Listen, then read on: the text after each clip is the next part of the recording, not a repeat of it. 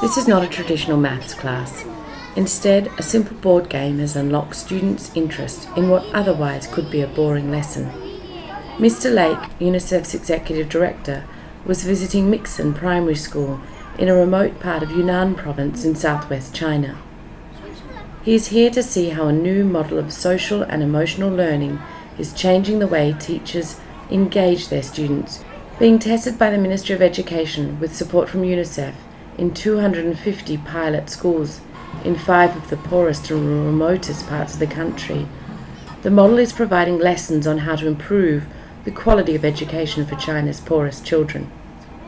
The little thing that I saw today that stood for that were the little game sets that we were giving in a schoolroom here. The teacher had not been trained in how to use them, but she was using these games to teach math to very young children. And without that little catalytic game board, then the children wouldn't have been so interactive, and that's the key to early childhood development, is not just learning by rote, but by playing together and studying together and responding to the teacher. The game board was helping to do that. Mr. Lake's 5-day mission to China was an opportunity to understand the enormous progress the country has made in lifting millions out of poverty, but also to see what remains to be done to improve the quality of services for children in the remotest parts of the country, especially for rural and minority children. Due to its location, this is both a primary and boarding school, where the children sleep over during the week. Covering the 12 surrounding villages, students have to walk 2 to 3 hours to reach their homes in the mountains. The social emotional learning, we hope every children can be confident with themselves and also have good skills in communicating and negotiating with others, and also realize the relationship with the group. And back to our pilot schools, because a lot of children, they are from the rural area, they are the ethnic minority children. Normally they tend to be shy, and they have some difficulties, but they don't know how to seek the help.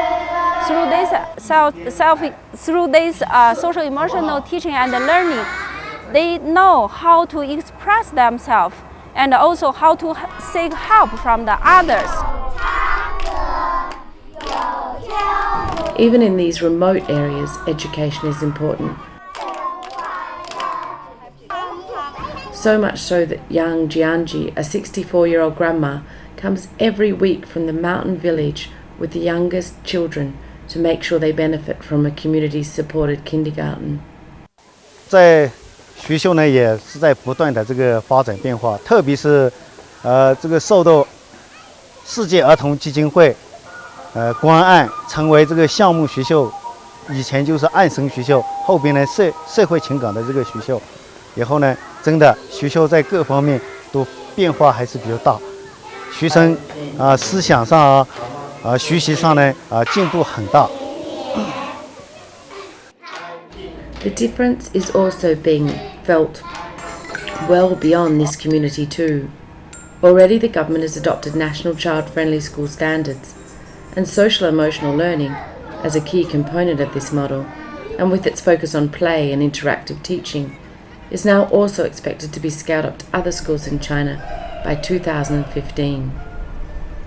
And just from here in Yunnan Province, which has been very welcoming for this kind of approach, over and over again, whether it's early childhood development, child-friendly schools, so-called barefoot social workers who do a great job in the communities.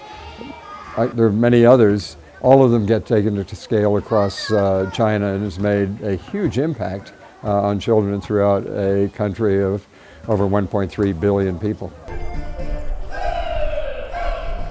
This is Shantha Blumen reporting for UNICEF Television. For more information, please go to unicef.org.